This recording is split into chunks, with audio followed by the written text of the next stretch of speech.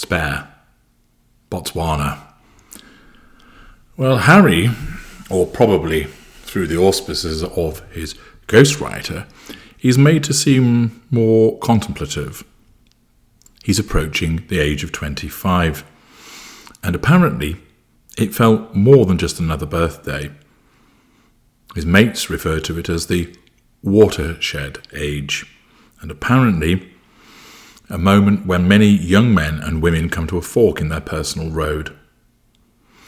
You apparently take a concrete step forward, otherwise you go backwards. And Harry felt that it was time for him to move forward. He then remarks about how 25 had been a big year for many people in the royal family. Granny became the 61st monarch at the age of 25. And so he decided that he was going to mark this milestone with a trip. And he's off to Botswana. People remarked upon him looking older, harder, after his first combat tour. The grizzled veteran. He came from a privileged lifestyle.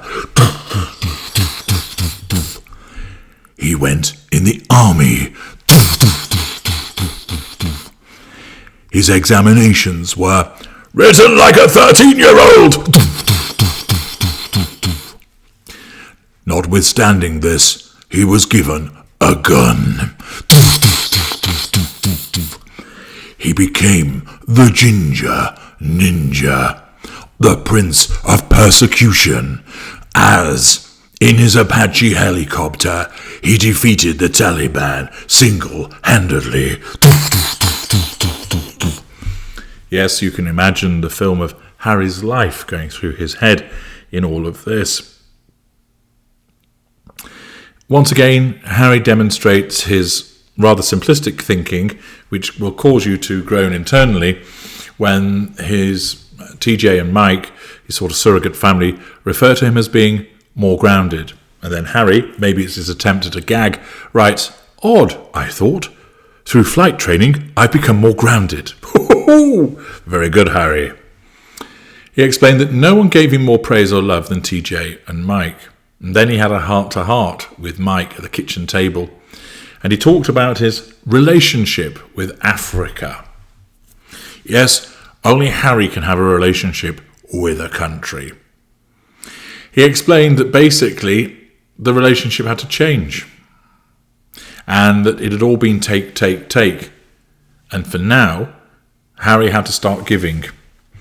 And he said that he'd heard Mike and TJ talking about the crises that faced the place: climate change, poaching, drought, fires, etc.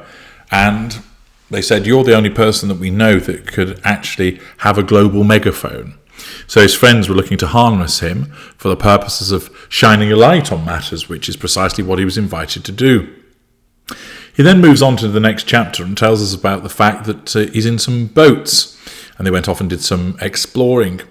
They went to Kingfisher Island, mixed some drinks and watched the sunset. And then there was a storm. And then it was windy. And then the river was impossible to navigate. And apparently the driver on his boat was wasted. And they kept ploughing into sandbars. It's very sensible, allowing somebody drunk to drive a boat in a storm. And apparently Harry thought we might end up in the river tonight. And then he said that he was going to take the wheel. Apparently there were 12 of them on 2 boats. Nobody was saying anything. And therefore, they were blasting the music, going along the river, trying to get back, obeying the river. And then there was a massive flash. And all of a sudden, there was 2 elephants appeared in the middle of the river. Apparently Harry locked eyes with one.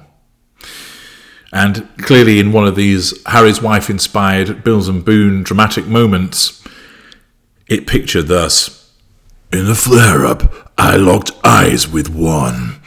I saw her snow-white tusks swooping up. I saw every wrinkle in her dark, wet skin." Is he talking about his wife or the elephants? "The hard waterline above her shoulders. I saw her giant ears shaped like an angel's wings." All very dramatic. The music was cut, the engines were cut, and then They just stared as they floated on the swollen river next to the elephants.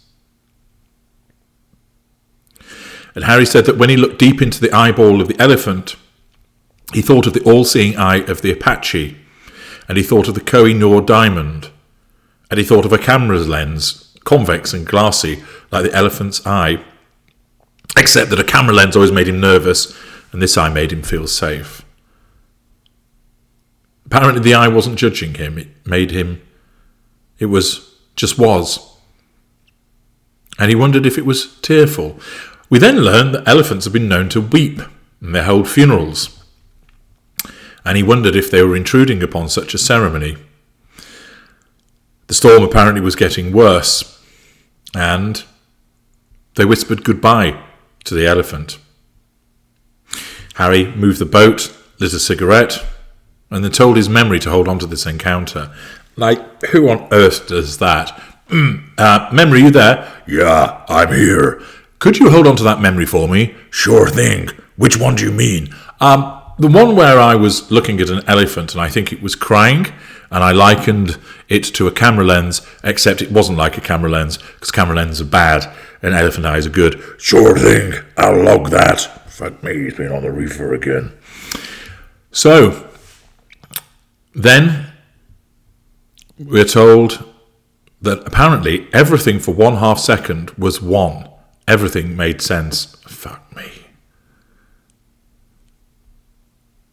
Everything for 1/2 second was one.